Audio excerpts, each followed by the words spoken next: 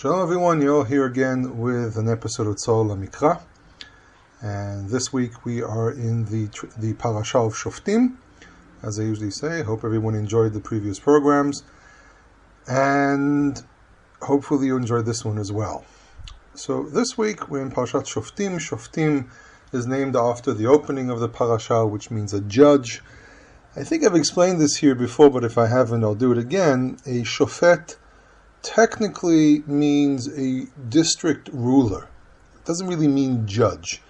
It means a ruler of some sort. The way the form appears in other sources indicates that the form shafat or shafatum, so on. As you can see, I compare a lot to Akkadian because it's actually a very close language to Hebrew, and it gives us a lot of the legal terminology, which is very important. That it basically a regional, a district ruler of some sort that has obviously some kind of authority in law as well, which means this person that not only does rules, he also gives down law, and people are trialed before him and so on. And it actually states the shoftim v'shotrim ten lecha bechol she'arecha, that you place shoftim, which are types of judges, and shotrim, which are basically a type of law enforcement power. And basically the gate was always the place, the she'arim was always the place where these people would sit. And it's very interesting that many of the documents that we find from, say, different places around Israel are always somewhere around the gate. Actually, in Khirbet Keyafa, they discovered one of the earliest legal documents that we actually have that seems to be Israelite, which actually mentions a widow and so on. It seems to be that that's actually some kind of a legal document. It's actually a new thing because we've never actually found too many legal documents except for things which are much, much later. So this was a big discovery. One of the subjects in this week's parasha is actually kingship. So we mentioned a ruler, the shofet, but I actually want to focus on the other type of ruler, the king. Now, first of all, when you go through the Tanakh, you see that the king is a very controversial subject. It's very interesting because most of us, we sit around, we're waiting for the Mashiach to show up, and we're waiting for the house of David to be reestablished. But then we also read about the arguments about kingship, and this argument carried on for a very, very long time. And not only did it carry on for a very long time, one of the difficulties we have is that there's really some kind of a layer of argument against kingship in the Tanakh. And I'll point out to some of these. And what we find here is there's no real problem in having a king as long as he follows certain rules. The problem I think most people had with kings back then was the idea of who gave you the authority, kind of like the problem we have today. Everyone tries to claim authority, everyone tries to claim that they're the one in charge, and everyone's trying to be in charge of everything, and what gives you the right to make a decision for me, which is, I think, an argument that we can easily say has been in existence with any society, period. In other words, there's nothing unique to this argument when it comes to Israel. I think this is a well-known argument, which brings us to the question of authority itself. The authority over man is always a big question because we've always had religious people dictating to us what exactly is to be done under the authority of God. And nowadays, with the so-called age of enlightenment, so-called, really is so-called, and then with the modern age and so on, people have started thinking differently. People are rebelling against religions and religious institutions, and now people want to be free, and some people take the concept of freedom and put it into religion, reinventing whatever faith they have, kind of introducing, oh no, it's not what it means, it's something else, and the arguments between the conservative movement and the reform movement in Judaism and Orthodoxy, and then people just want to keep Torah. We have also in Christianity the thousands and thousands of different denominations and so on, and then Islam, moderate Islam, extreme Islam, and so on. You ask yourself a simple question. Wait, if there's a will of God here, which means there's a source to all of these opinions, there's a source, presumably, to everything that we say here, how is it that people argue so much? And that's the point. The point here is that people want authority to themselves, and they'll do anything to try and claim that the authority is in their hands. And this is where the Torah establishes something very clear. It says the authority of ruling over Israel is through my will as God. And God says, I will send people who will be the ones who are my messengers. Now, again, like I said about the subject of prophecy, people argued what is true prophecy. I don't think God intends to leave us completely in the dark the whole time. I'm just going to argue this from a rational point of view. I don't think it makes sense that God would just leave us in the dark the whole time. Today, if anyone claims authority, then they're claiming it just from their own whatever. But when the temple stood and when there was a court of elders and so on, the authority was very clear due to the continuation, generation after generation, of leaders that received information from the generation before them. And today, really, to establish authority I personally think, has to have divine intervention. And what the Torah tells us here in this parasha, it says you can put a king. Okay? It says, Ki tavo el haaretz asher Adonai Elohecha noten lach, v'yirishtah v'yashavta bah, v'amarta asima alai melech kechol hagoyim asher sevivotai. When you come to the land, which the Lord your God is giving to you, and you inherit it and you will dwell in it, and you will say, I will place upon myself a king like all the rest of the nations which are around me. There's a clarification about the word goy. The word goy today is used to indicate Gentile, but goy back then just meant nation. So there's really, even Israel is a goy. It says, Mi ke'amecha Yisrael, goy echad ba'aretz. Who is like your people Israel? One goy in the land. So goy doesn't really mean a Gentile. So it says in verse, this is again chapter 17, verses 14, 15, and so on. It says in verse 15, Som tasim alecha melech asher yivhar Adonai Elohecha. Forgot the preposition there. So it says, you will surely place a king upon you, which the Lord your God will choose. Mikerav achecha tasim alecha melech. From your own brothers you will place upon yourself a king. Lo tochal letet alecha ish nochi asher lo achicha hu. You will not place upon yourself a foreign person. So when you want to say someone who's not an Israelite, then the word nochri comes into play, which means someone who is foreign, which can also mean so-called Gentile, who is not from your brothers. So God already says something very simple. You want a king? Great. I will be the one who chooses him.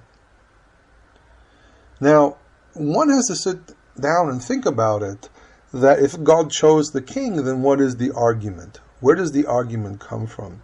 And really, the problem that we have with kingship in Israel is that really there were several houses which were chosen.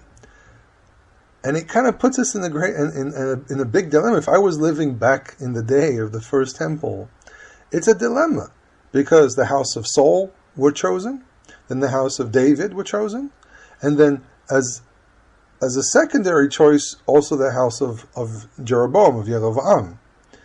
And that places everyone in an awkward position. Now, what they actually did is politicize the whole thing. It was a religious issue, that the house of David wasn't keeping to the Torah the way it should. And that's the authority a king actually has. If you go by the Torah, then you are allowed to do whatever you want as a king. But if you don't abide to the Torah, then you have no right to rule.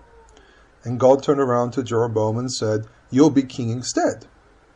But that house of Jeroboam was replaced 4 generations later, and there were plenty of houses. If you look through the kings of the northern kingdom, anyone who's studied the book of Kings will see it, that because of the politics, and especially the lack of observance of the Torah, the king lost his right and had to be replaced. The house of David was a very, very unique situation, that though there were kings from the house of David that rebelled against Torah, the house of David continued.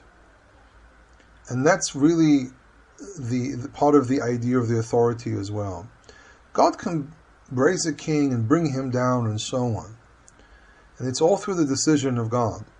But the house of David is a very, very unique situation. It's a house that's supposed to rule forever. And without going to the whole discussion about, what about today, where we don't really necessarily know exactly who's from the house of David and so on. Yes, but at the moment there's no actual rulership. There's no actual kingdom of Israel. There's no state that's actually based on the rules of the Torah. So there's really no obligation here to actually have a king. The state of Israel is a big question, and this is why we also have people which are anti-Zionist, because they argue that if we are to be on the land, it's only when the Messiah shows up. And I really don't want to go into that whole discussion. I want to stay focused on what the Torah says here. The Torah basically says, you want to be king? Great. But remember that a king has to be humble. He is not the real ruler of Israel. He is the ruler as like a vassal king of God. You are ruler because God placed you there. This is why we find in many places in the Torah that the language in relation to God is very similar to what we find in Near Eastern documents that indicate very similar words, very similar statements, and so on. The structure of Deuteronomy is very similar to these documents. So the king has to remain humble. This is one of the things. A king loses his right to rule when he starts thinking that he is the one who's really in power and charge. A king is actually under God. This is why a king of Israel never takes the title of king of the world, king of the four corners, ruler of the seas, whatever, all these different titles. And this is why we never hear imagery of kings with horns, things which are usually kept for the divine. Because a king is not divine. A king is a human being and is bound to the rules that God gave mankind. So besides everything a king has to keep in the Torah, he's given a special set of rules that limits his ability to grow above everyone else. In other words, a king of Israel is limited, and his rights to rule, his power of rulership through whatever he's allowed to obtain is limited. Which is very important, because the moment a king thinks that he has the power to do whatever he wants, that's when he turns from a king to a dictator. But a king is from your brothers, as the verse says. So he's not allowed to have a lot of horses. Now, besides what the verse says here, "V'lo yashiv et ha'am Mitzrayma," this is verse 16, that he will not bring the people back to Egypt. Because remember, it's not just returning to Egypt, it's bringing Egyptian culture into your world. Okay? It's allowing Egyptian influence on the world you live in. Egypt was one of the biggest exporters of horses, period. They would export a lot of horses, though the Hittites were really the ones, either the Hittites or the Hurrians were the ones that brought in the chariots to this region. The Egyptians took it to the next level, made massive chariots and bred a lot of horses and so on. So it's not just sending the people back to Egypt in the sense of, I just took you out of there, gave you a land, now you're going back there. It's also an issue of Egyptian influence, of culture. And we see this with the daughter of Pharaoh, with King Solomon. He had too many horses. He kept on importing and also probably exporting horses from Egypt through the land. And that corrupted him to a point that he brought in the daughter of Pharaoh. King Solomon is basically the epitome, unfortunately, the epitome of what a king is not supposed to do. In the beginning, he was perfectly fine, but we need to realize that King Solomon made a crucial mistake in the way he ruled. So he bought a lot of horses. Now, it says that he won't have too many wives, verse 17. King Solomon did the exact same thing. Though most of the weddings were more political weddings, and from what we know from other cultures, like for example, political marriages between the Hittites and the Egyptians, usually even with a large kingdom like Hatti, which sent one of their daughters to marry the Egyptians so they can have a treaty with them, and she was sent into obscurity. She got married, sent to the palace, and no one knew who she really was. There's even a letter that mentions that they actually had no idea who she was. They barely knew her name. So he shouldn't have too many wives. King Solomon did the same thing. And he shouldn't have too much silver and gold. Now remember, silver and gold is considered to be the strength of a nation. The mercantilistic method that was around to at least around the 19th century, where a lot of nations preferred to accumulate gold and silver. Here, the king is not supposed to accumulate all the gold and silver in the name of the state. He's not a state. He's a ruler of a confederacy of tribes. And that's probably one of the reasons why was a lot of strife over this whole subject of kingship and so on. But here's the big punch. Verse 18 says the following, and excuse me if there's a hum or a buzz in the background. There's someone doing some construction work here, and they're making a lot of noise.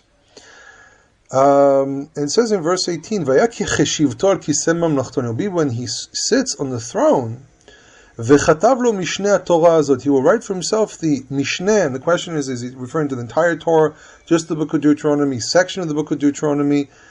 But it says that he has to write this Mishneh Torah, which is probably another name for Deuteronomy, on a book, al sefer, milifnei kohanim alevim, from in front of the priests, the Levite priests.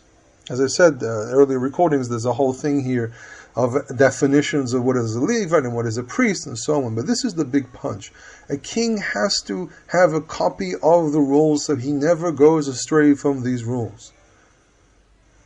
And this is a very, very important thing for a leader. A leader needs to know where he comes from, what he is obligated to do. He is not there for himself because God gave it to him. He's not Louis XIV who said, I don't care about the people, God gave me the right to rule. No, God gave you the right to rule, but you are obligated to keep the Torah. And if the king is obligated to keep the Torah, then everyone is obligated to keep the Torah. And if the king keeps the Torah, then the nation will keep the Torah as well. And there will be no questions about what is allowed and what is forbidden and so on.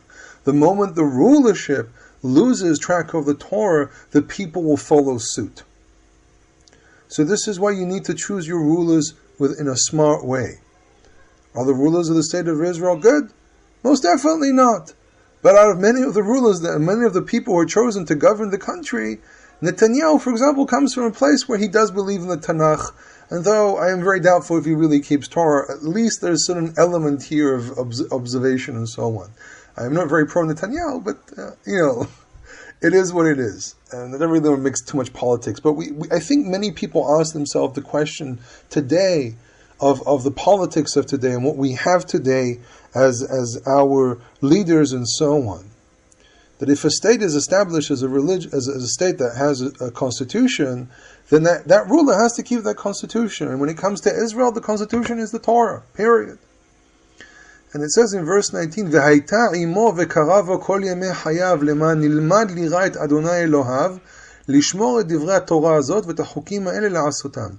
And it will be with him, the book will be with him the whole time, and he will read in it all the days of his life, for he will learn to fear. This is a big thing, to fear the Lord, his God, and to keep all the words of the Torah, of this Torah, on all the rules to do them. All these rules to do them. And then it says in verse 20, Levilti rum levavo me'echav, ulvilti sur min hamitzvah yamin usmo. So his heart does not go above his brothers, and that he will not move away from the commandment right or left. So in order that he will have longevity as in his kingdom, he and his sons amongst Israel. He is not above Israel. He is to rule. He is there to organize. Every civilization needs some kind of organization. If there's no authority anywhere, and no one has the right to say what's right and wrong, then society goes into chaos.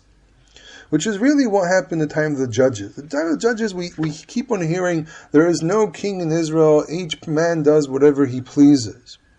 And the book of Judges is really the location where we find some of the criticism over leadership, which appears in chapter 9. And we have the man called Yotam ben Yerubbaal.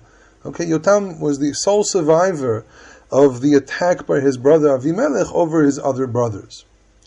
And he gives a parable. In the parable, he actually talks about different trees, and they wanted a leader, and they choose this lower tree to rule over them. And the question that's asked here is he really making a mockery of rulership, or is he saying that the rulership you have at the moment is a mockery? The book of Kings seems to be a book that's actually pro-kingship. It has no problem with the concept of kingship. What it's trying to say is that you need to choose your rulers right. And a man like Avimelech is inappropriate. He's from a lower status.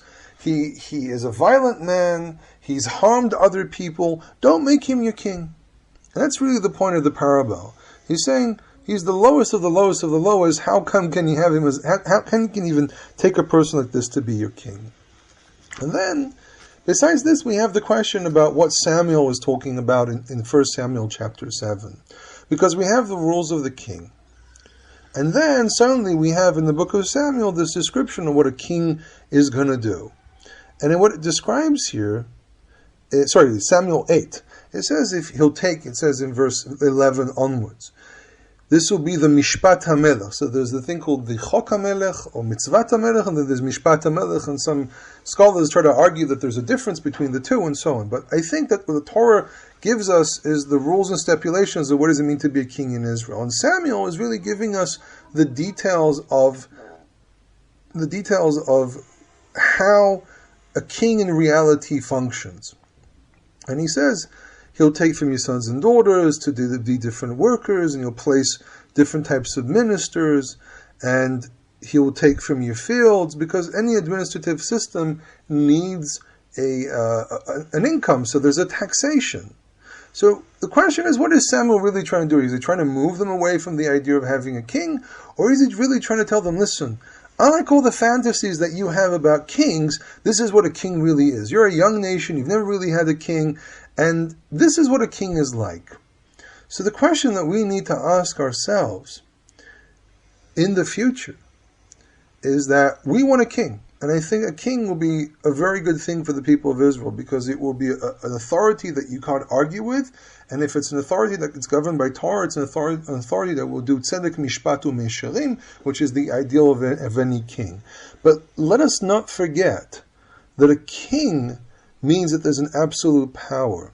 And if there's an absolute power, we will not have the right to argue against how he's keeping Torah, how he's governing, how he's doing this, how he's doing that.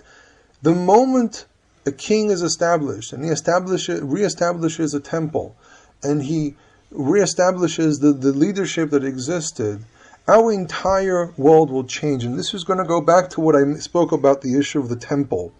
If we revert back to a reality of a temple, if we revert back to a reality of the nation keeping Torah, it is going to be very different than what we're used to today. There will be reinforcement. There will be authority. A person will not be allowed to do whatever they want. If you break the Sabbath, there will be a punishment, and so on. Okay? So, I think what Samuel did here is really give people a better understanding of the thing that they were hoping for. And he wasn't against it. What he was actually trying to say is at least try to wake up and realize what will happen. And I kind of, for several years now, have been trying to get people to understand that we've developed a lot of fantasies about Torah, about the temple, about everything, about being accepted into the covenant and so on. But many of us focus about the beauty of things, like a book I saw in a bookstore 2-3 days ago, the beautiful verses of the Bible. And I said, I wonder if someone would ever write a book called The Horrible Verses of the Bible, the violent verses of the Bible.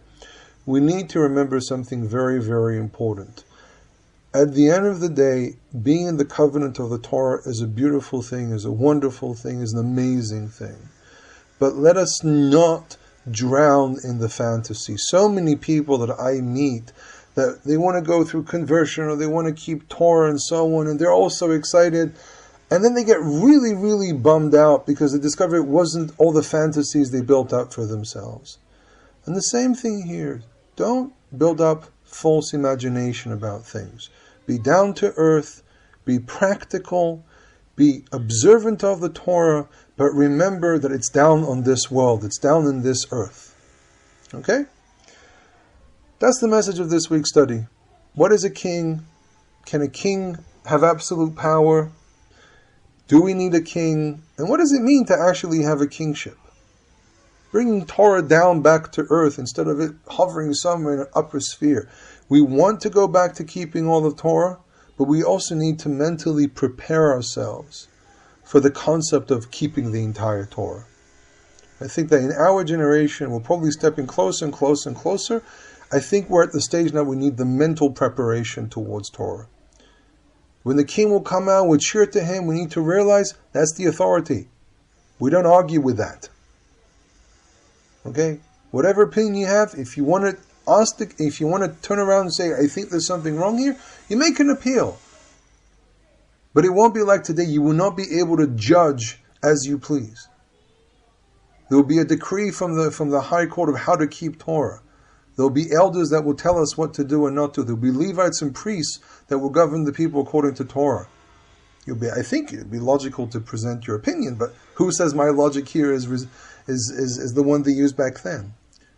Okay, so it's important. One of the very big things that I do in my own work is trying to understand the reality of how the world existed back then, as an historian, and also as a Bible scholar. So I hope you enjoyed this recording. I do apologize, it's a little flimsy. Unfortunately, I've been very, very sick. And so, again, if you have any comments, anything you want to say, any focuses, anything you want to maybe expand in this subject of kingship, there's a lot to say. There's a lot of literature about the movement from a tribal system to kingship and how that collided with everything, that the people had difficulty with this idea. We have our own little government, each one of the tribes, and now we have this one king, and think about it. We want to do the same thing, but are we really ready for it? If they look at the Tanakh gives us a lot of information about what happened there. In any case, I want to wish everyone a Shabbat Shalom, and hopefully I'll be able to hear me again next week.